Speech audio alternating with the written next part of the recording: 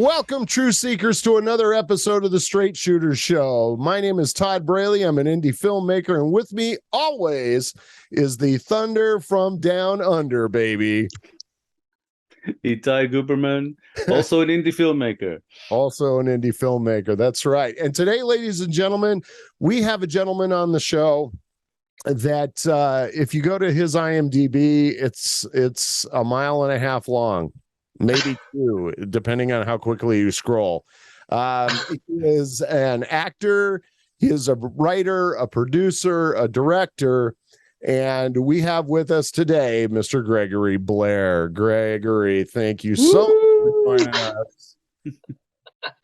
It's good to be here. Right on. Well, before we get into our conversation, why don't you tell us a little bit what made you decide to get into this psycho business that we have all buried ourselves into? What else does a psycho get into? I think I pretty much knew, like, from birth on some level. And as ridiculous as that sounds, I was always intrigued, like, from day one, with television, with film. I was lucky enough that my parents took me to the theater. So, and all of it was, it just spoke to me. So I knew very early on that I wanted to be involved in some way in that. And I started acting as a kid. I was in, there was a community theater. I was doing that.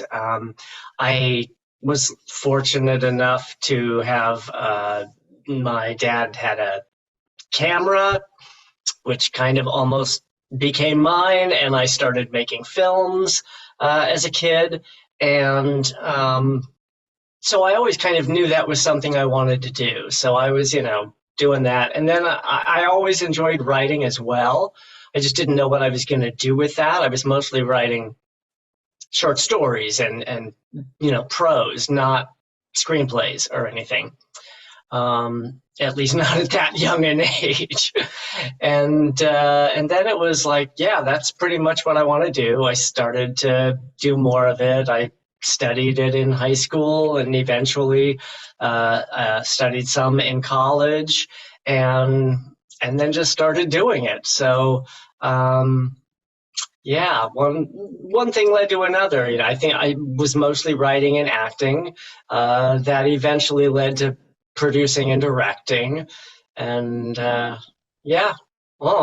the short version.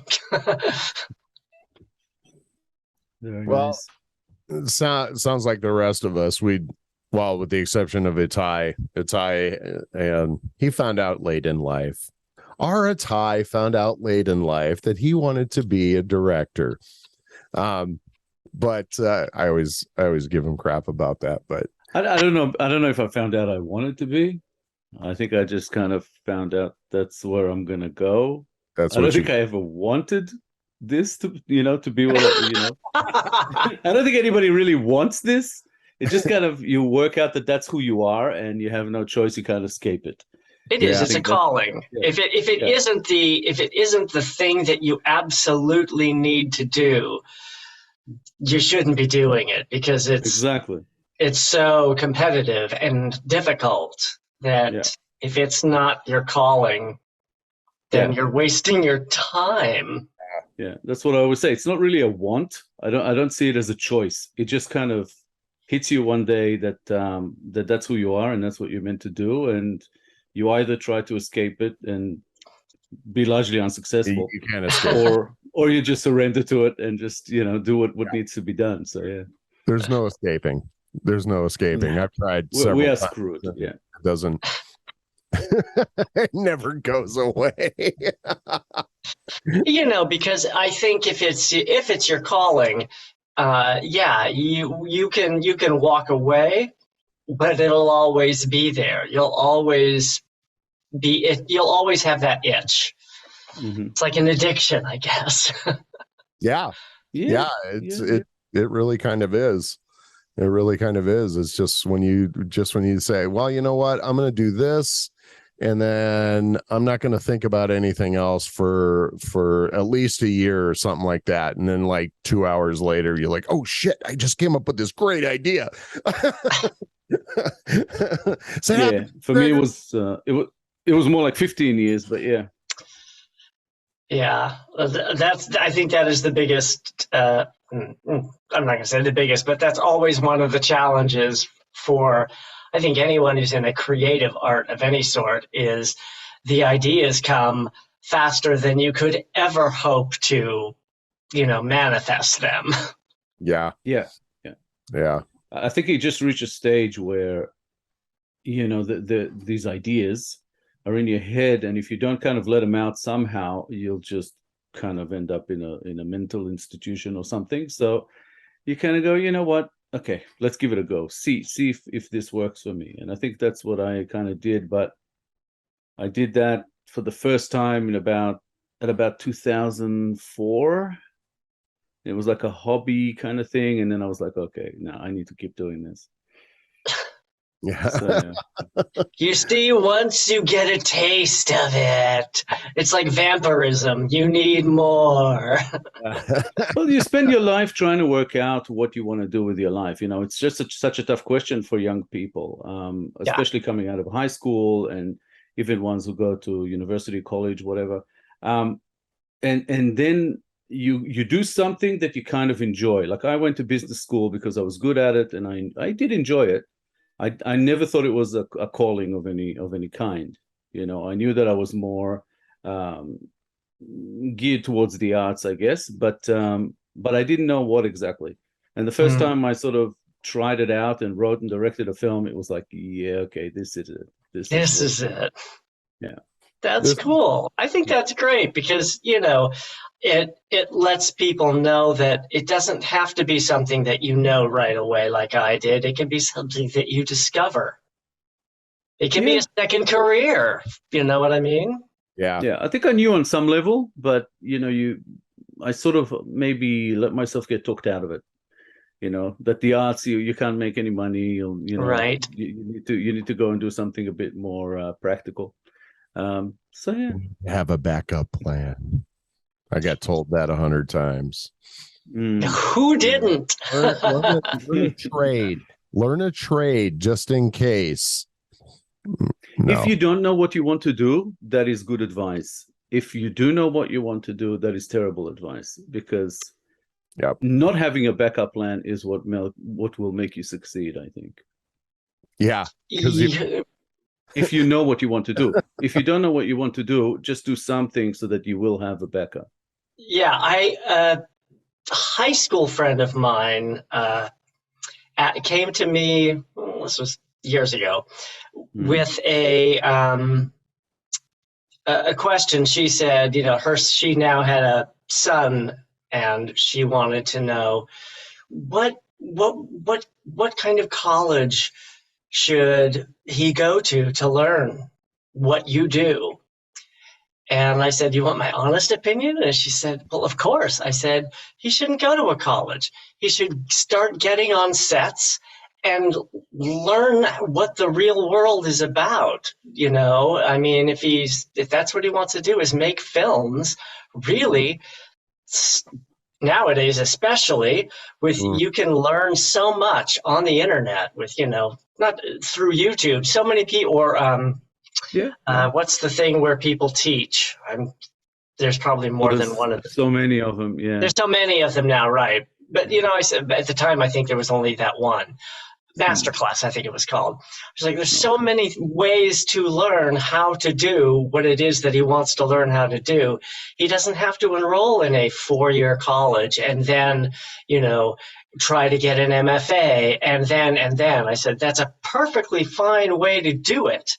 And many people have taken that path. So it's not that I'm saying it's a bad choice. I'm just saying if it were me, that isn't what I would do, because I did do that. I did go to college and I did 5 years and I got my master's degree. And my thing is, if I had just gone straight into an acting class school, straight into meeting people and networking and getting on sets and doing jobs, I'd be Spielberg by now. we definitely have a lot more projects completed by now. That's for sure. Totally, absolutely. I got such a late start because I was so busy learning stuff and not doing stuff. I think you can learn as you do. And if you fail, that's okay. You still learned and you still did. Yeah. I did the same thing. You know, I got a master's degree, but I've never had to show it to anyone in this profession. Nobody cares. It's sitting on a shelf somewhere. I didn't even frame it. Yeah, mine's in the closet somewhere. Yeah. And that's the thing. Yeah. As far as directing goes, I think I learned more on set than anywhere else. Sure. I mean, there are skills and there are specific things you absolutely can learn by sitting and watching and listening to, something that's not on set. Somebody can teach you about the rule of thirds and yada, yada, yada, that sort of thing. But as far as actual, the physicality of it, you need to be on a set to see it and experience it, I think. Yeah. Film theory, is interesting and it's sort of fun to learn, at film school, but you don't need it. No, it can help you when you're on set. It can sometimes help you. You know what I mean? As a tool, it's like, why this isn't working? Why isn't this shot? Oh, you know what we need to do? Boom, and it'll be something that. Oh yeah, that's like almost a typical classroom kind of thing to learn. So sometimes, in other words, no knowledge is invaluable, and no knowledge will be a bad thing for you. That's what I'm trying to say. Was it Tarantino who sort of popularized that? That his film school was the video library he worked in and all that. It was just watching film. Really. Well, sure. Yeah, I think that he said something along those lines. And this is my film school, just watch. You watch films and you see the films that affect you, and the films where you look at them and go, "Ooh, I like that. Ooh, I like how they did that. Oh, that editing. Oh, that whatever it is." And then that sort of sits in your head and allows you to think, okay, that's a tool that I can maybe use at some point in time. Yeah. Well, and there's so many books too. I mean, we have YouTube now, but let me see. I think mine is like right here. I know this is. Yeah. I have it right here, like an infomercial. We are from that generation who still read books. I remember reading books. No, both right here. Yeah. These are books that I had to use. My the directing teacher that I had, I did not go to school. I took private directing classes from a gentleman named Jim Pasternak. All right. And I bring him up all the time. And that's like a technical school. That's cool. Well, we would go in there. We would watch movies. We would watch scenes from movies, and then the following week we had to shoot. He'd give us scripts and we'd have to shoot, and then the critiquing would happen, and then you'd find out who had the thick skin and who had an excuse for why they didn't get their project done. And it was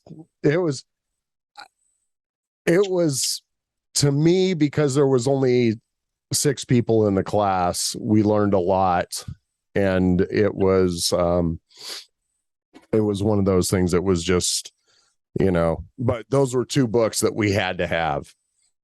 Again, he taught a private class, but he was like, okay, these 2 books, you need to get these and just reference them. I'm not going to tell you to read them all the way through. So when he would bring something up, it would be looking through them. So it's almost exactly the same as any practical classes at film school. And the theory you can learn on your own. So right. Film school is not a necessity. It's some people need to have that sort of framework the schedule, the routine, all the rest of it, and some people can do it themselves. Sure. Works both ways. I think that something like film school, if you're going to actually, invest and go to a film school, aside from learning what you need to learn, which is valuable in and of itself, you're also forced to start those kinds of behaviors that you need to have on set. Show up on time. Got to show up on a class on time. Got to turn in your project on time. Those kinds of professional behaviors that you need on a set if you want to be a valuable part of the team and be invited back. Oh yeah. Yes. And you learn to do different roles on productions as well. You don't just right, which is huge, I think. And the more things that you know how to do, the better. I always tell people without a doubt that my writing is better because I'm an actor. I can't write a bit of dialogue that I can't act. I just can't do it. It doesn't work. So when people read my scripts, they like, your dialogue is so good. I'm like, yeah, it's because I'm an actor. I think if I wasn't an actor, I probably wouldn't write. My dialogue might not be as good as it is. Similarly, when I'm writing, if I'm writing for a specific producer, because I've been in the producer's shoes, I kind of know how to write in a manner that will achieve the goal they are looking for. Or when I'm a director, because I've been an actor, it's very easy for me to work with actors because I speak their language and I understand what they need, as opposed to a director who has, they're like, you move over there. And they don't know what else to say, So I think all of those things, because they're interdependent, the more things you know, the better you'll get at everything. Absolutely. So as far as your writing goes, I want to talk about that a little bit. So what was the first script that you wrote that was shot? I mean, obviously a lot of us, we go through and we write a lot of stuff that we never do, but I mean, Oh yeah. Well, because it's so hard first you have to finish the script, then you have to get it into people's hands, then they have to say, yes, I want to do it. Then they actually have to get the funding and it actually has to get produced. So, there's all those steps and you can get stuck anywhere along the line. I've been stuck at all of those places. I'm continually stuck sometimes, people say, oh my God, I love the script. I can't wait to make it. Well, okay, any day now, 20, so the first 20 years later. I think I'm an example of, if you want something done, do it yourself. I think the first script that I sold and that actually got made, I made. So that would be Deadly Revisions. Because I was, one of the producers. And so between me and my producing partner, we said, we're getting this done. And we did. So that's the first one, which is, like I said, it's a good example of sometimes you just have to do it yourself. So you jumped straight into features. Oh, yeah. That's because I know you've made some shorts later. You're right. I have. You're right. And a lot of people start with shorts. And I think if that's a good way to get your feet wet, great. I wouldn't recommend jumping into a feature first. That's not something for everybody. But if you're as crazy as I am, and if you have, basically I had talked to Bill Oberst Jr., who was my leading man. And I showed him, because we were talking about doing a project together. And then, so I sent him this script and I said, I think you'd be a great leading man. And we had conversations back and forth about that. And finally he was like, if you think I can do it, I can do it. So then I ended up having a conversation with Roxy, who was itching to start getting into producing. And she said, "Oh, and you've got Bill Oberst Jr.? Oh my God, he's great. We have to do this. I'll produce with you, and you'll direct." And I was like, because I had never done. I'll direct a feature. She's like, "Oh yeah, you could do it." Sorry, what do you want me to do? Easy. Yeah, It's easy. It's easy. Yeah, right. Okay, no problem. So, it's really, that's kind of how it happened. It was just like, what are those old movies that probably nobody remembers? Judy Garland and Ricky, what's his name? Mickey Oh Rooney. my gosh. Thank you, Mickey Rooney. They would do this, let's put on a show kind of, and that's kind of was the mood of we can do. It was just we can, or the little train that thought he could. It's about that. It's like saying, yes, I can. I think I can. We can do it. We'll figure it out. Let's figure it out and let's do it. And we did. Several panic attacks later. Oh, yeah. I used to have so much hair. That's fine.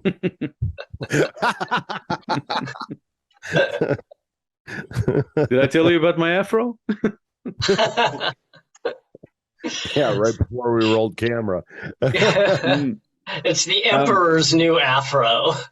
It's probably a good thing we got into Deadly Revisions first, because that's about to get a 10-year anniversary re-release. Right. Very excited about that. Yeah, so because we made it in 2012, and it's 2022.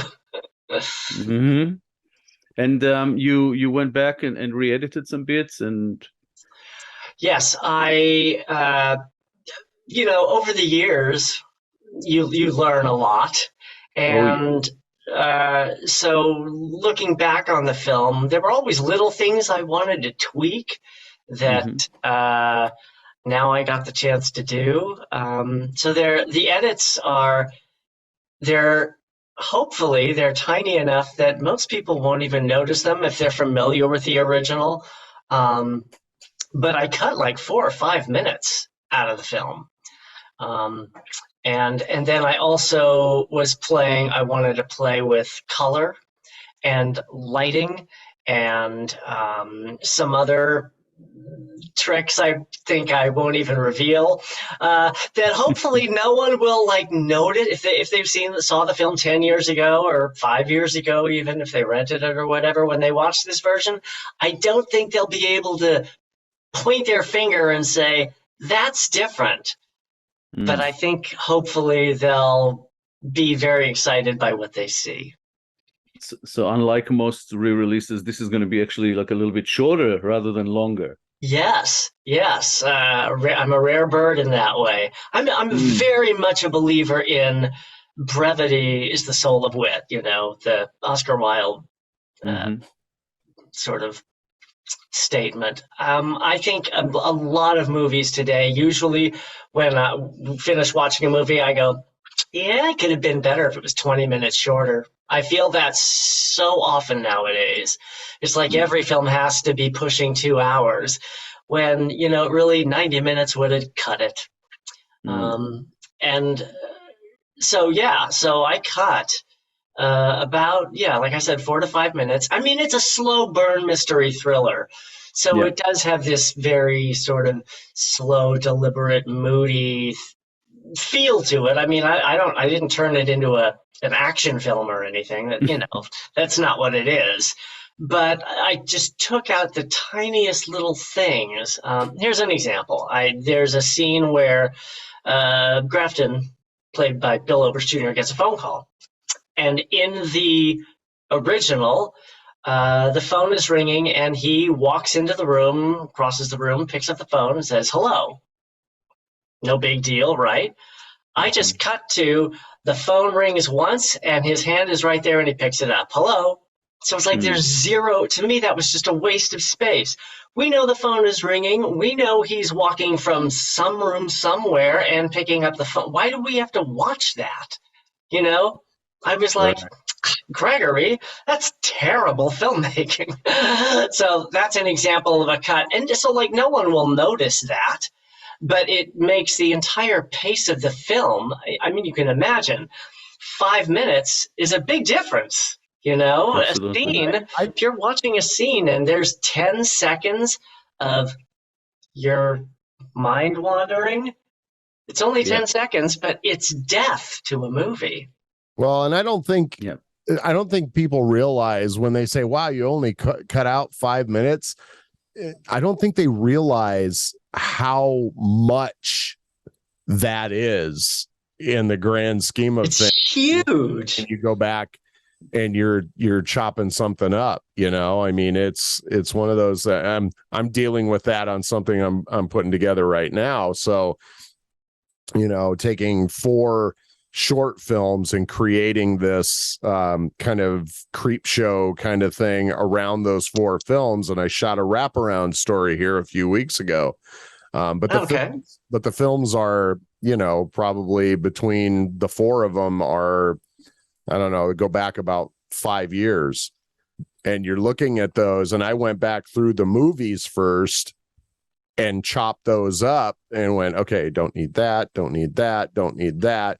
And yeah, it's just one of those things people just don't realize how much just taking 10 seconds from somebody going from point A to point B, don't need point A to point B, you know? So, I mean, it's in the grand scheme of things, you know, cutting that 5 minutes is you just sit there and you go, oh God, yes, so much better. You know? Well, Totally.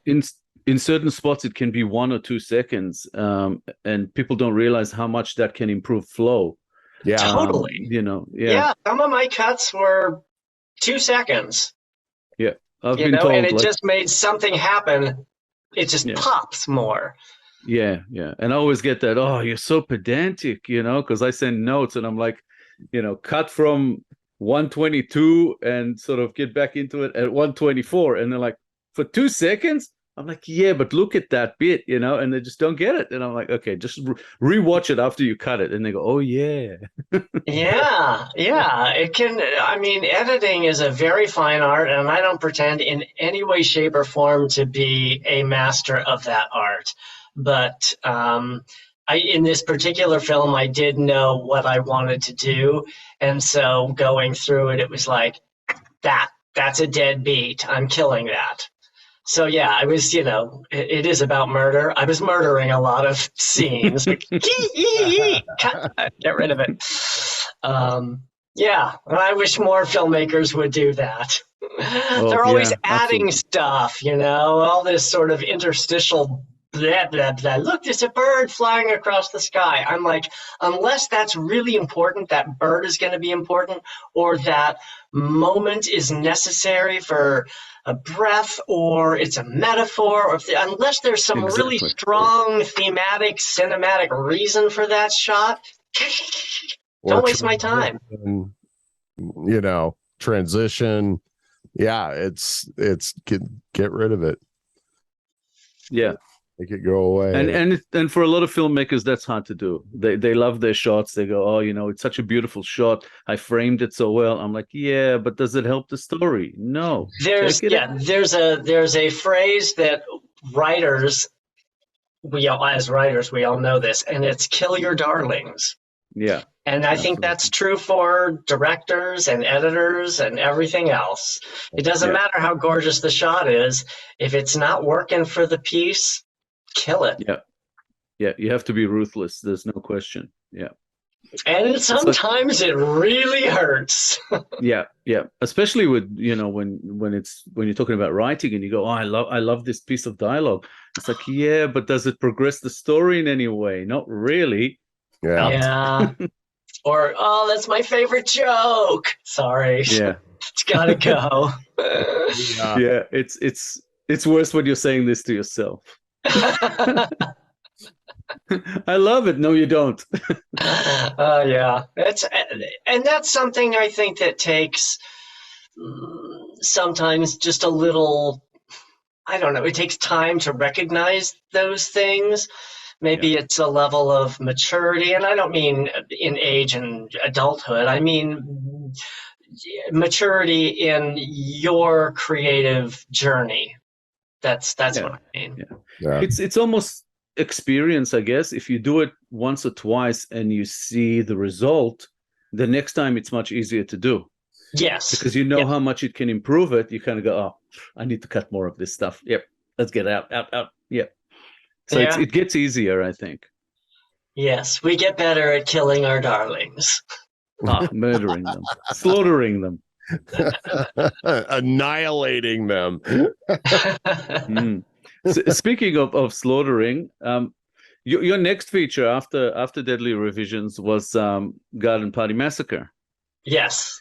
Yeah, love that title. A bit of slaughtering in that one. Just, yes. and now the funny thing about that, aside from the fact that it's a comedy, the funny thing about that is that it's a comedy? Yeah, I know. No one notices. Nah. Where's the guy with the axe again? That film is actually very short because, it's a comedy, and I think comedies should be short. I think, let me sidetrack for just a moment for words of wisdom from Gregory Blair. I think genre films should be short. Absolutely. That's how I feel. There are exceptions to that rule, absolutely. The Avengers films, sometimes you have a film that is so rich and dense that it earns its runtime. But in general, I think horror, action, those films, and comedy even, you get tired of laughing. You get tired of being on the edge of your seat. I don't want to be on the edge of my seat for 3 hours. And usually if it's a film that long, I'm not on the edge of my seat for 3 hours. I'm looking at my watch going, okay. So that's sort of my beefs. So now back to Garden Party Massacre. That's why it's like less than 80 minutes, I think, because I didn't want to waste a minute. I just wanted to go bam, bam, bam, bam, bam, bam, bam, bam, bam. Mm-hmm. And I kind of think it does. Most people seem to like it. But yeah, that's why that movie's so short. I mean, if I was making a drama, I would be completely comfortable if the narrative supported it in going 2 hours, 2.5 hours. You know what I mean? Yeah. Yeah. Todd has some experience in that department. Drama? You like to draw. It's one of his recent films.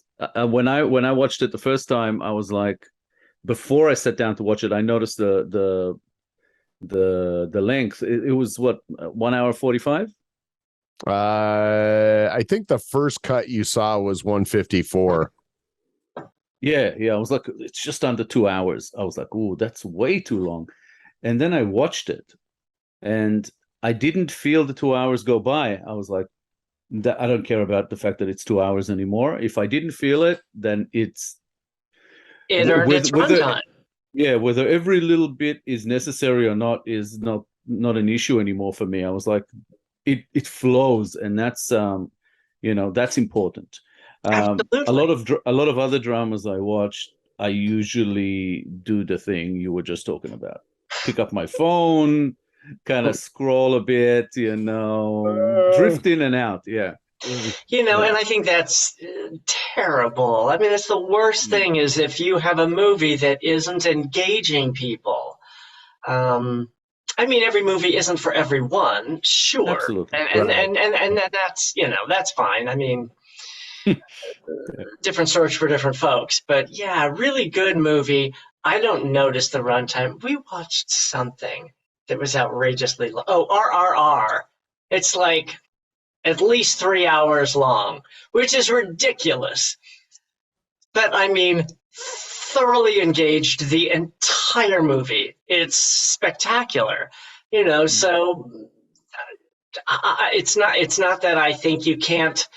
I don't think there's a rule to runtimes or anything. I don't want to have anybody come away from this thinking, "Oh, Gregory thinks my movie should only be 90 minutes." If you earn your runtime, it can be whatever the heck it needs to be. Excuse me, only 90 minutes? That's long. I actually, when people come to me now, it's like with either scripts or first cuts of films, I usually say, as you put it with genre films, aim for 70. Wow. Yeah. An hour and a half is long for today's viewers, especially with streaming. It starts to get a little bit, people drift. If you're at 70 minutes, it's almost it's just a little bit longer than some episodes on TV series or something like that. People can handle that a lot better. And if you can condense it to that, it usually makes it better anyway. So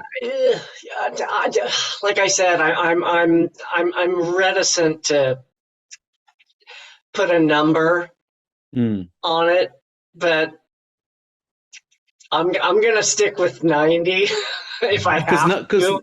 Because 90 is the old measuring stick, with cinematic and TV and all the rest of it. I think with streaming, it's like 70. And, a lot of 60-minute films are now considered features. So, right. Yeah. I noticed that on Tubi when I was going through there looking for some of Gregory stuff, and then we had Adam Steigert on here and looking and seeing, but it wasn't your guys's projects, it was other ones on there. And I saw stuff that was on there for 45, it was 45 minutes long, and it said feature film on it, which was weird. Yeah, I think there's certainly in the indie world, there's a pretty broad spectrum. I think most film festivals, there's a cutoff of, I want to say 40 minutes. If it's under 40, it's a short. Yep. If it's over 40, it's a feature. So if it's 39 minutes, it's a short, and if it's 40, it's a feature. Whatever. Again, the numbers are a little silly to me. To me, a short should be under 10. Otherwise, I think it's an underdeveloped feature. If you've got a 23-minute, and there's exceptions to this too, absolutely. One of my favorite short films is like 27 minutes or something.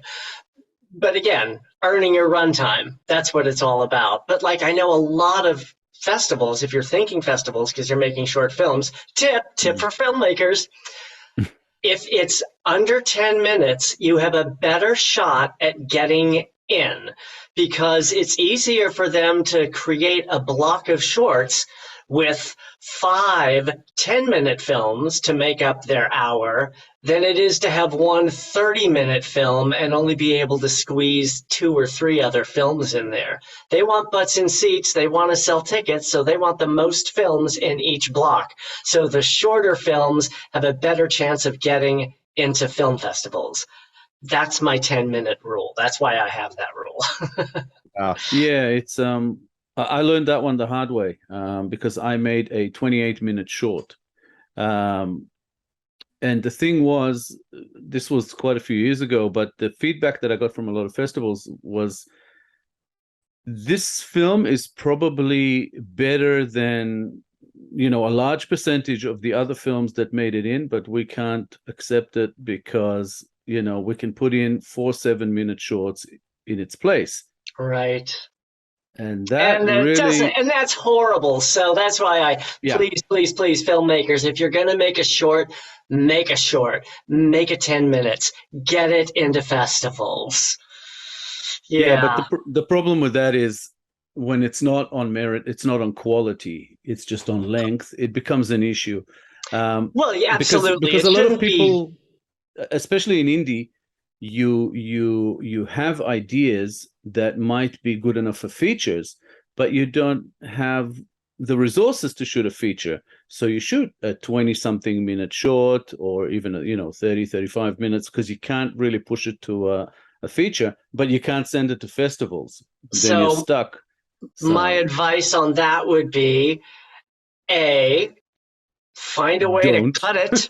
Find a way to cut it to closer to 10 minutes. I mean, they'll float you a minute or two, whatever. You can go 11, 12 probably.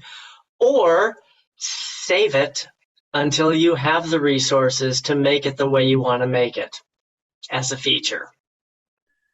That would be my suggestion. My suggestion would be skip festivals in that case. Oh, sure, you could do that too. Again, it depends on your goal. If your goal is simply to make what you want to make and get it out there, you can put it out there on YouTube and you're done.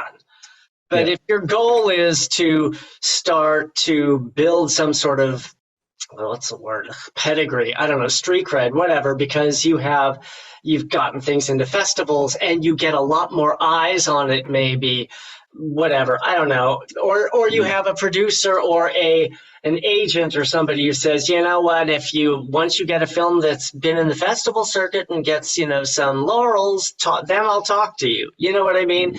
So again, your goal is kind of tied to what decision you're going to make. So don't listen to me if it's not appropriate. It depends. Please ignore the man in the blue background. I think you're 100% correct with some festivals, and some festivals are different. But I think also with the pandemic, it kind of opened things up a bit, because a lot of festivals went online, and then all of a sudden length matters less. Yes, absolutely, that's true.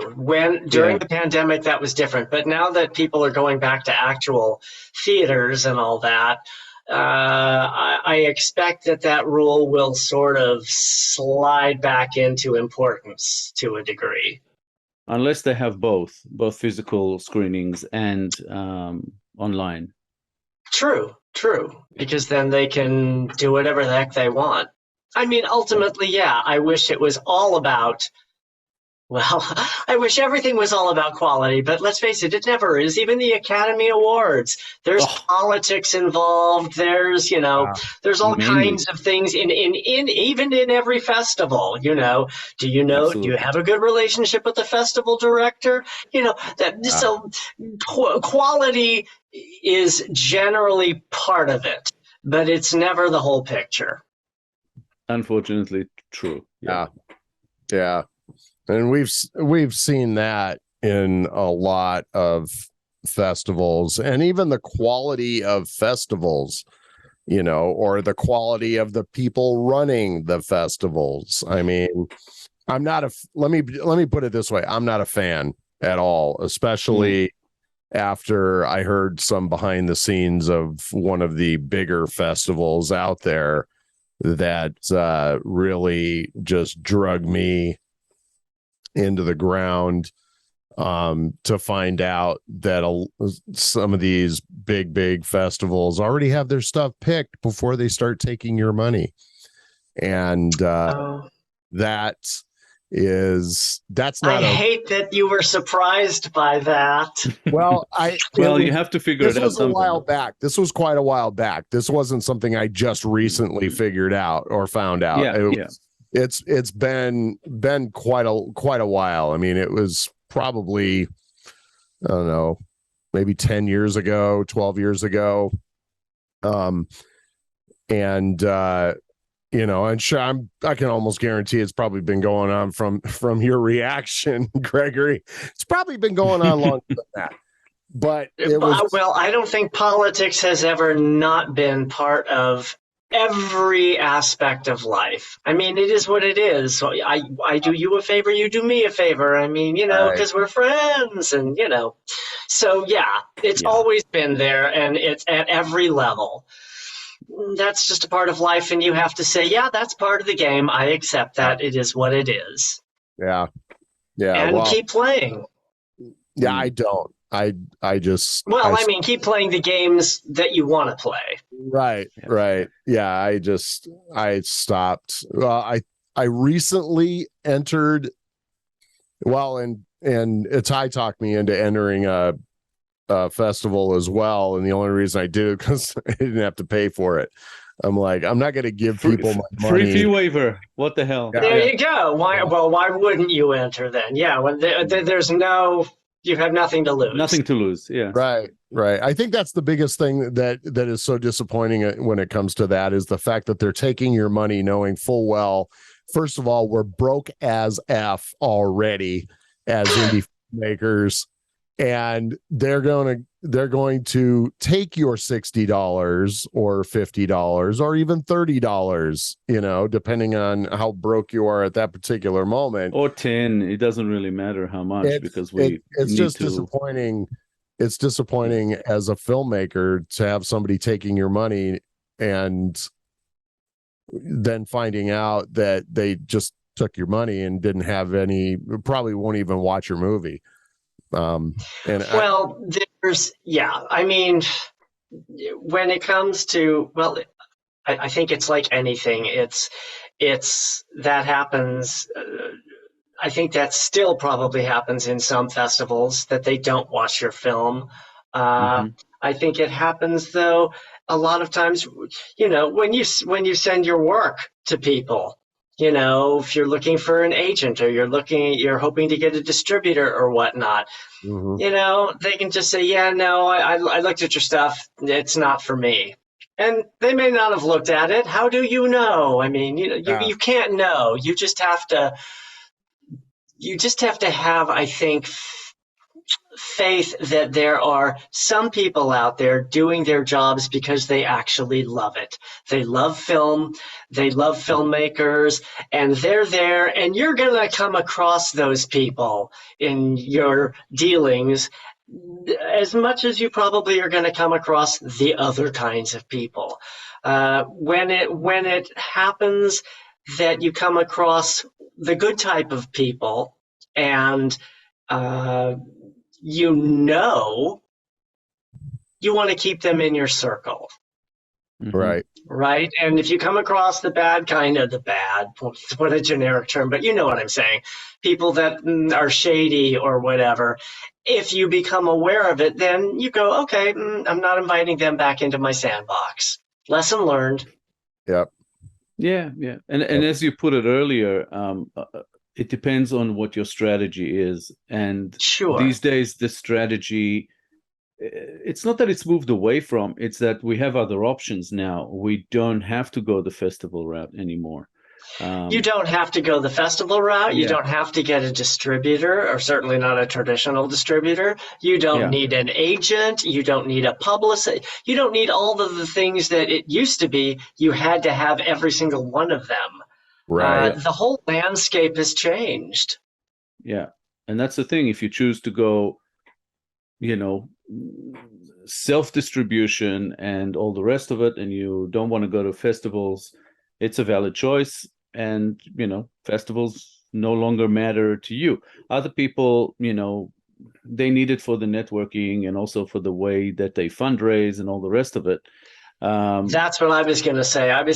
Regardless of whether they watch your film, if they accept your film, let's say, then there are other reasons to go to a festival aside from how well your movie performs. Hopefully it performs well and audiences like it, and maybe you even get some awards and blah, blah, blah. But at the same time, I've formed immensely wonderful relationships with people that I met at film festivals. So the networking can be really great.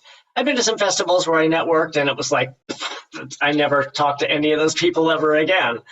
But so, that's going to happen too. And then I've been to some where, people I met at festivals that we've been friends ever since. So there are many different kinds of awards, if you will, or rewards from every experience, I think. Yeah, I said this to someone recently. I said, if I lived in the US, I would be more likely to go to festivals without a movie. Without a movie? Oh yeah, sure. Yeah, just to network, to support other people. Yeah, I go to festivals, especially if there's a festival. Maybe my movie isn't in it, but I have friends who have a film in it. I'll go and show up and support my friends. Or meet new ones. And meet new ones. Yeah.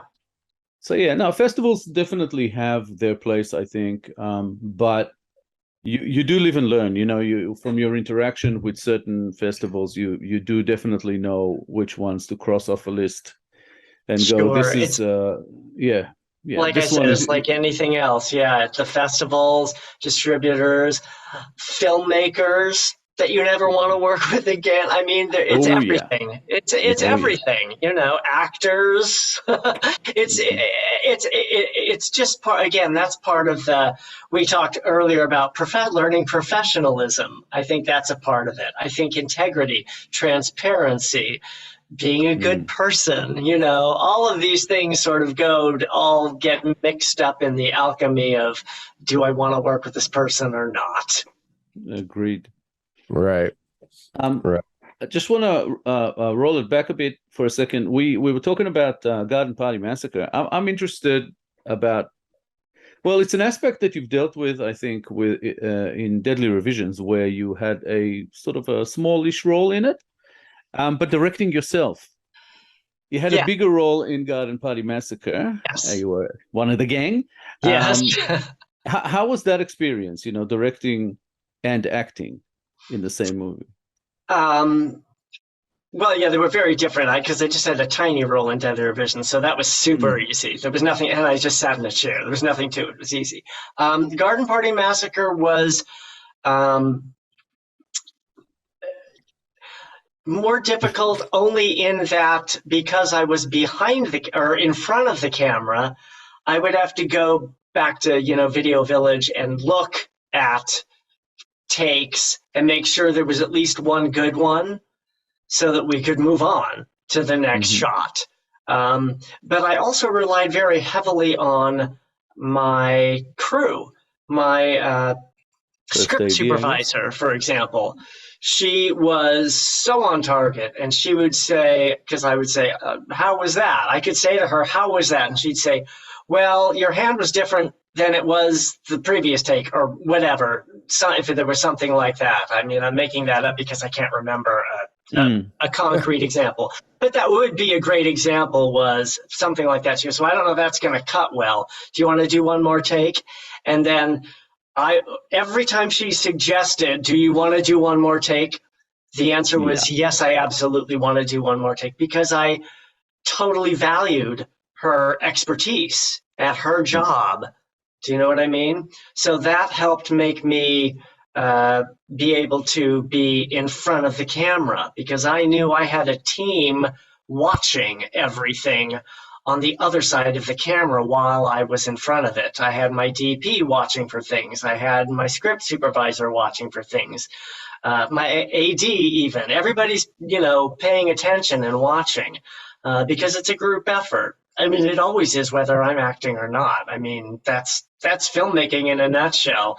You're all working together in sync, hopefully, to make the best thing you can. Well, so, aside for the fact that in Garden Party Massacre you had a bigger role, it was also very, very different style of acting. Yes. In Deadly Revisions, it was very very straight and serious.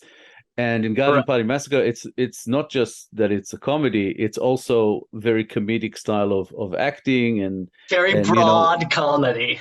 Yeah, it was maybe even it wasn't quite slapstick, I would say, but it was sort of an animated comedy. Yeah, some of it's slapsticky. Yeah. There's a lot of sort of visual humor, which is kind of what slapstick is.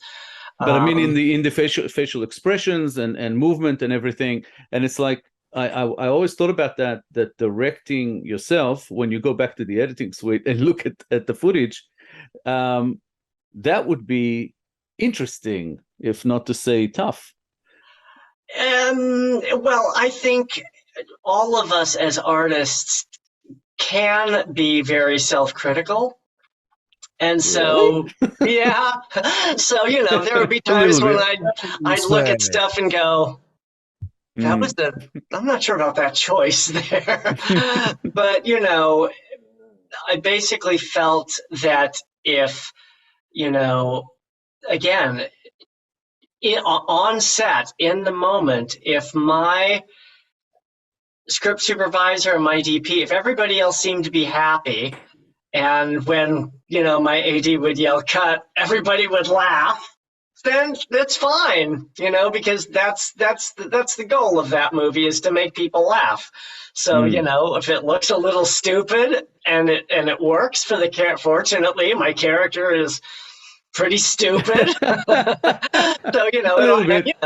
and I wanted to add that sort of awkward physicality to him, that he was, not just mentally kind of clueless, but also kind of physically dorky as well. So if it looked a little dorky, then that was good. and a little bit blonde. A lot blonde. I was gonna say, it's like, wait a minute, the hair's different color, so what's up with Yeah. But I assume Garden Party Massacre was as much fun to shoot as it looked. Absolutely. It was, when I think of how hard Deadly Revisions was to shoot on many days for many reasons, Garden Party Massacre was 1,000 times more fun and easy.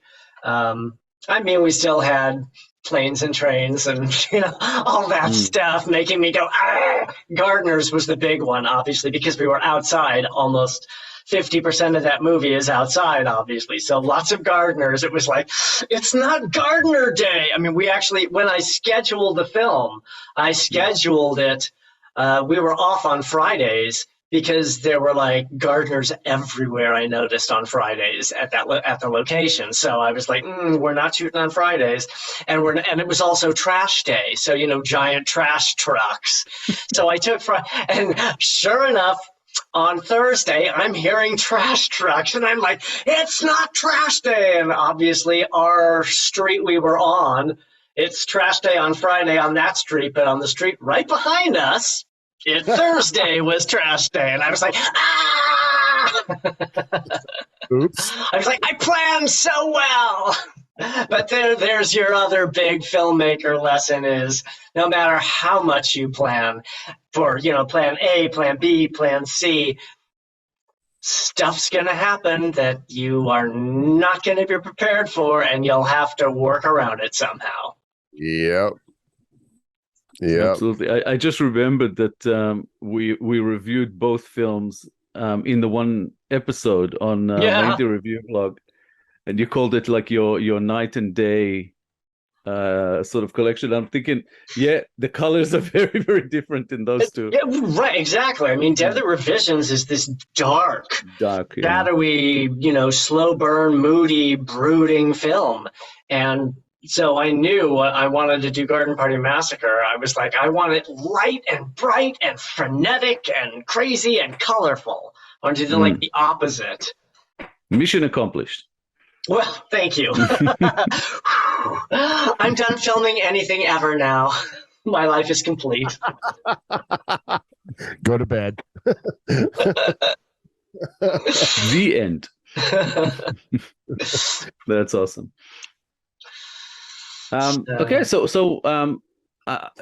from my memory, after those two, you sort of concentrated more on acting than directing. You made a couple of shorts in between. Oh, because of the pandemic, there was nothing else you could do. Right? No, even before. I remember you did Fang. That was Adam Steiger's film. You mean acting in other people's films? Yeah. I started doing a lot more acting and writing,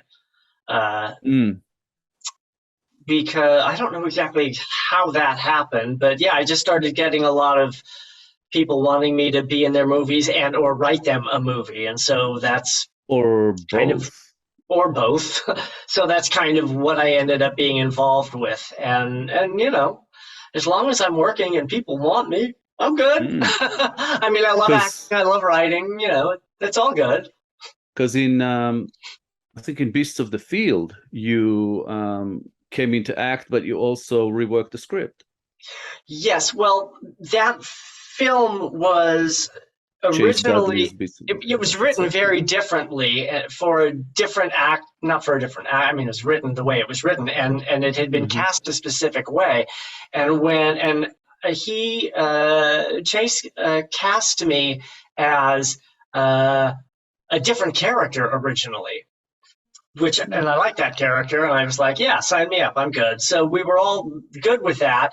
And then I don't remember the details. It was so long ago. I think he ended up losing the actor he wanted for the lead character, and he asked me if I would play that, and I said, "Well, it's a very," I said, "I'm far be it from me to turn down a lead role," but so we kept talking about it, and I said, can I rewrite some of this script so that it, fits me a little bit better?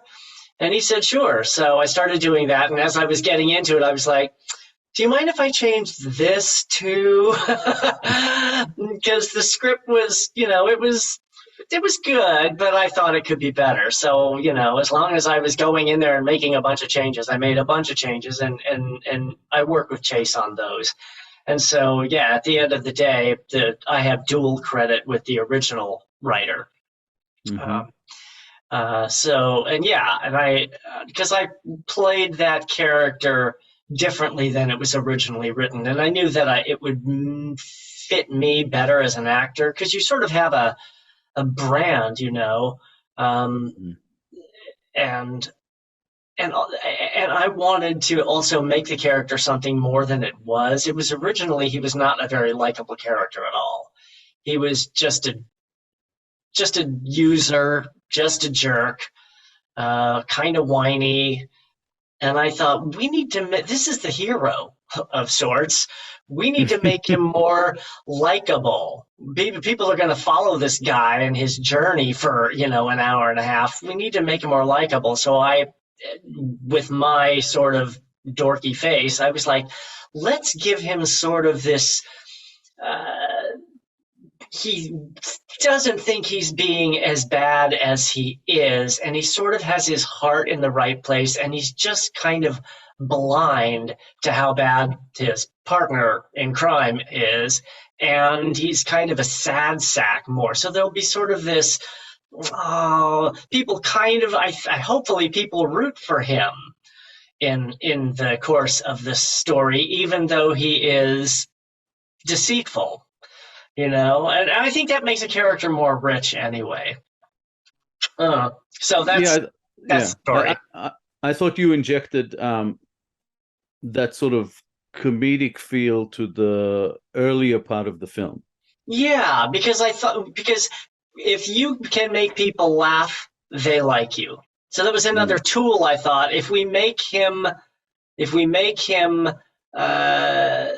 If I create a character that makes people laugh, then that gives them another reason to sort of be on his side, even though they are watching him sort of screwing around a little bit. You know what I mean? Because it's pretty clear he's a kind of a bit of a shyster too, But I mean, that's all part of his tragic flaw, is that he doesn't really see his flaws, and he sure as heck doesn't see his partner's flaws, until way too late. But he doesn't see anybody's flaws. Like, he doesn't recognize that Big B is kind of terrifying, and so no wonder everything goes horribly wrong.